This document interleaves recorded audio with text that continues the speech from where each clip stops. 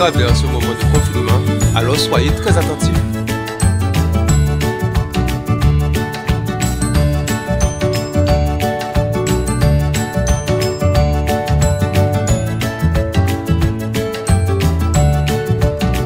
Bonjour les enfants, j'espère que vous vous portez bien grâce à Dieu. Nous allons commencer par un moment de prière avec Nathan. Prions. Seigneur mon Dieu, merci de nous avoir réunis en ce jour. Je remets ce moment entre tes mains, Seigneur, et faites qu'on soit attentif à cette histoire. Veuillez prier au nom de Jésus-Christ. Amen. Nous allons maintenant écouter Tabitha et Josué qui vont nous interpréter un chant.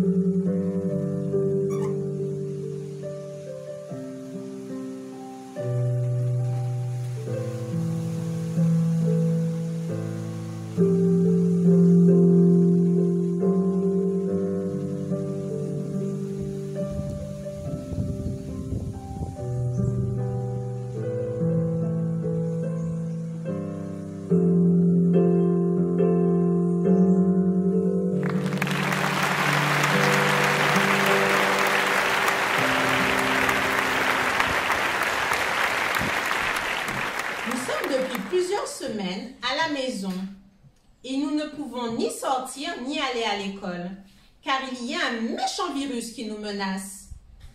Je sais que vous avez confiance en Dieu et que vous vous occupez pour le mieux pendant ce confinement.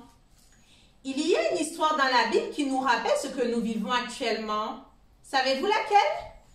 Oui, vous avez deviné. C'est l'histoire de Noé. Je vais maintenant vous raconter l'histoire de Noé. Après la création d'Adam et Ève, les hommes devinrent de plus en plus nombreux sur la terre. Dieu vit qu'ils étaient méchants. Ils se battaient, se disputaient, faisaient la guerre. Alors il regretta de les avoir faits. Il se dit, je vais effacer de la terre les hommes, les animaux et même les oiseaux qui volent dans le ciel, car je regrette de les avoir faits. Il y avait pourtant un homme bon. Il s'appelait Noé. Il avait 3 fils, Sem, Cham et Japheth. Dieu dit à Noé, construis une arche en bois, un très grand bateau, et pose au-dessus un toit.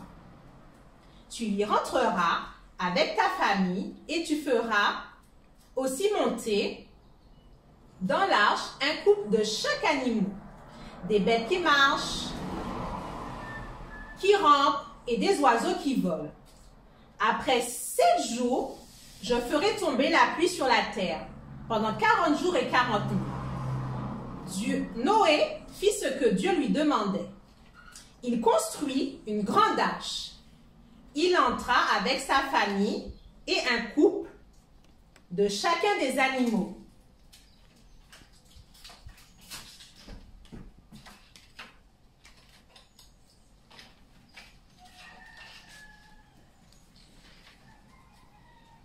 Et Dieu ferma la porte derrière lui. La pluie tomba, les eaux montèrent et soulevèrent l'arche. Les eaux du déluge recouvrirent la terre entière et même les plus hautes montagnes. Tout ce qui était vivant mourut. Il ne resta que Noé et ceux qui étaient avec lui dans l'arche. Tout ce qui était vivant mourut. Après des jours et des jours, Dieu se souvint de Noé. La pluie cessa.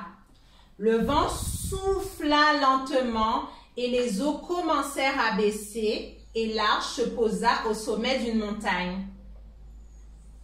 Noé attendit 40 jours. Puis il lâcha un corbeau. Mais le corbeau revint. Puis Noé lâcha une colombe. Mais elle revint aussi, car elle n'avait pas trouvé où poser ses pattes. Noé attendit 7 jours et la lâcha de nouveau. Le soir, la colombe revint. Elle tenait dans son bec une branche d'olivier. Noé comprit que les eaux avaient baissé. Il attendit 7 jours. Il lâcha la colombe et cette fois-ci, elle ne revint pas. Noé regarda et il vit que la terre était sèche. Noé sortit de l'arche avec les couples d'animaux.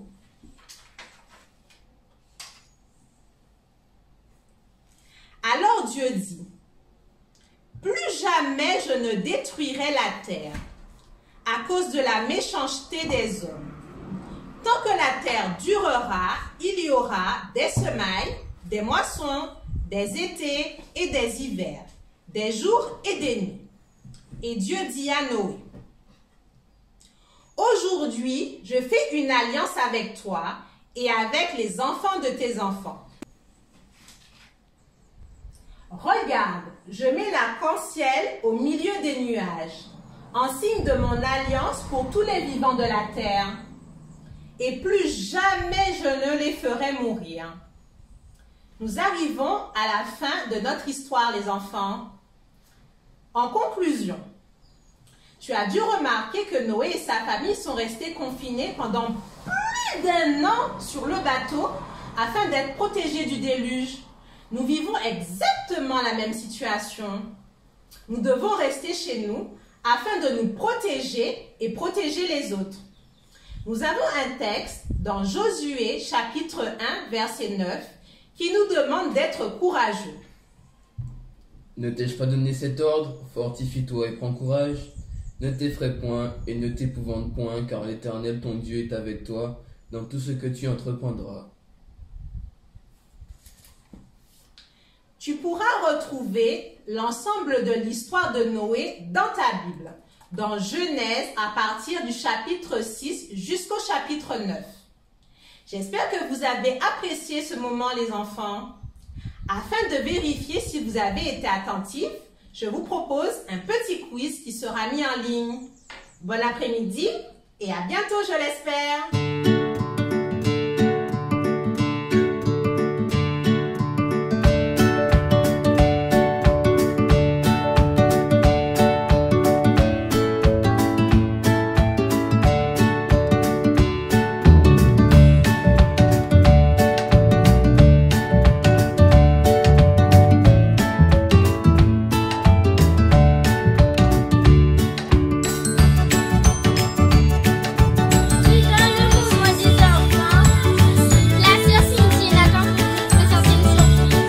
À travers ce moment de confinement, alors soyez très attentifs.